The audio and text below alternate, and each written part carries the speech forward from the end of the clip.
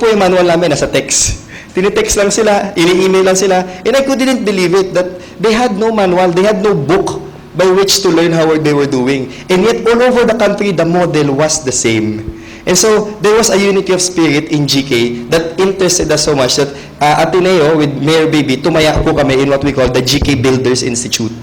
Simply, what's that? It's simple lang po. GK is propelled what we call builders. Isa lang yung battle cry namin. As a university, our core business is in teaching and building capacity. And so we could build homes, but I think we could build capacity as well. So with Mayor Baby leading us, we sought out to build up the builders and care for the caretakers. Yun po yung tawag sa volunteer teams on the ground.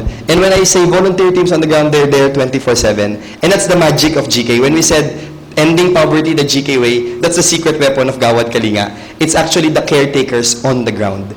But these people are very simple people who really, in so many ways, are clueless on how to actually build a house, but they still go on. And that's the many mistakes, but also the many successes. So we wanted to support them that way.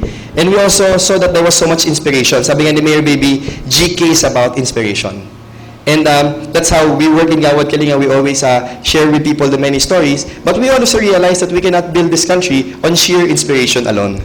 We need to harness science and system so that we can couple this with the inspiration of Gawad Kalinga. And so we've actually done this first in Ateneo, but we've invited many other schools to join us because we saw that it was a good place for the schools to be.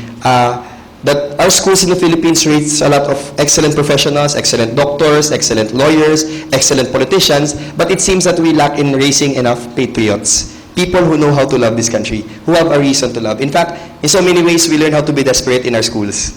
Because our teachers talk about how bad the country is, how corrupt we are. We talk little about how the goodness that is in our people. And so, with the Builders Institute, we seek to bring the inspiration of Gawad Kalinga into the classroom. And how did we do that? First, we came up with, being a school that we came up with manuals and books. And believe it or not, these were the first sets of manuals of GK that came out after more than, I think, 10 years of operation.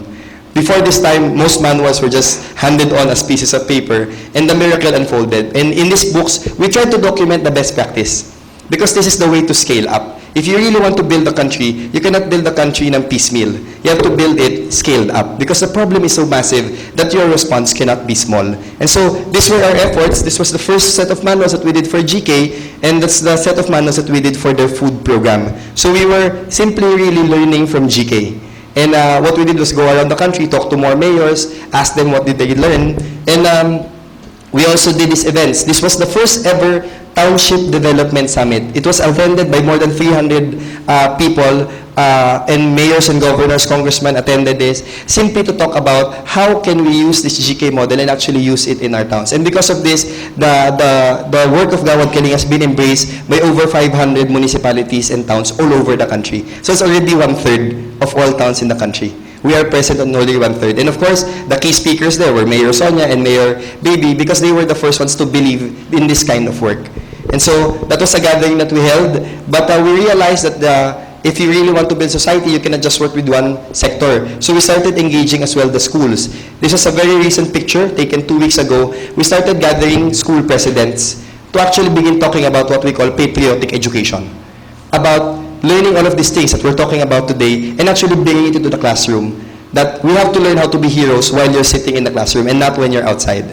We want to do it both ways. And so we gathered around 6 or 8 presidents from all over the country, presidents of universities, to sit together and actually just talk about how can we teach love for country to our children. And that was a very wonderful day, because it was really a gathering of all the schools are GK partners. All of them send their students to GK villages. But that day they were thinking not of school as a institution that sends out volunteers, but as an institution that is responsible for the kind of values that is transmitted to their students. And so we were talking about how can we teach love for country, because that is one key difference between countries that rise and countries that do not rise. Father Ben once keeps on sharing the story that in one study that looked into the developed countries, one thing that really revolutionized other countries was the amount of education that they gave their students before the age of takeoff. And one crucial component there is that they taught their students to love their country. And we're simply not doing that in this country. And so this group has bonded together to champion the cause of patriotic education. Okay. I wanted to share some of these things with you because this is the thing that we do in the Institute to support what I was sharing with you, very ordinary people on the ground. But the ordinariness of their work has really resulted in many extraordinary stuff. Yung isang laging kinikwento ng mga taga-GK, yung isang motto nila, pag may problema, may gawad kalinga.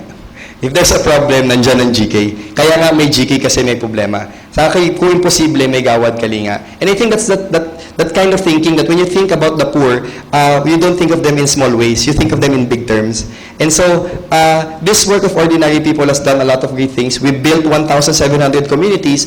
But I think one of the most significant things I want to share with you is that this work has extended down all the way to Mindanao.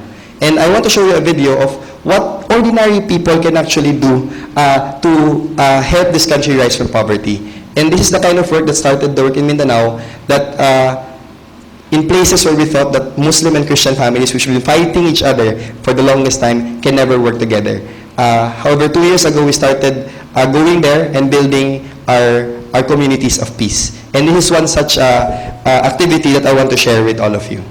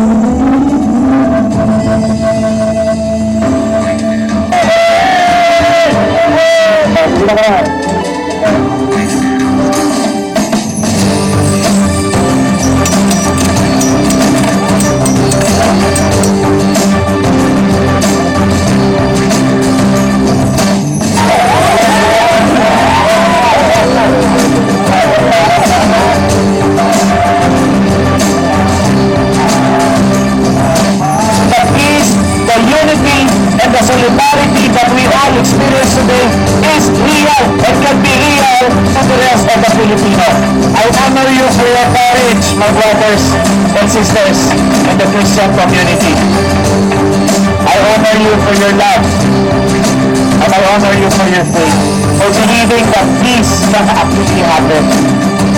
Hindi madali na kayo ng kapayapaan. Sa mga Muslim na kapatid ko, salamat sa pagtanggap ninyo dito sa amin dito sa Waon. Alam mo ninyo yung pangalan ng GK Village na ito ay Jerusalem. It means an abode of peace, where peace dwells. Kaya Christian, Muslim, magturo tayo sa isa't isa kung saan yung pamamaraan papunta ng kapayapaan. Magkaisa po tayo. Kaya sumpo na ba?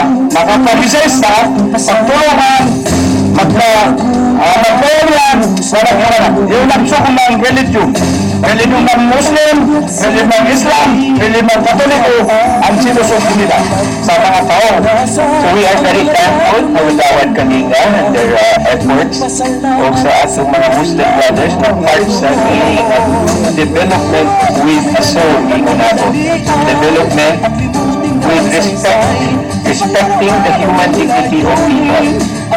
I'm concerned about building up a relationship that will lead to true peace through good relationship between Muslim and Christians. At pagkapandag, pagkitanaw po, ay taos-puso po, magboluntaryo na sumama po dito sa Highway of Peace. Nagawa po kami ng namin. Sana po, ay po po ay isang susi ng kapayapaan. At kita po natin, kaunti-unting nagkakaisa ang Muslim at saka Kristiyano. Una sa serbisyo, huli sa benepisyo, ang leadership sa bawat kalinga. Yun yung magdadala ng kapayapaan. Sa akin po, bilang isang sundalo, na-witness ko po ang lupit na dulot ng gera, ng hindi pagkakasunduan ng Kristiyano at mga Muslim. Pero dahil po sa bawat kalinga na nandito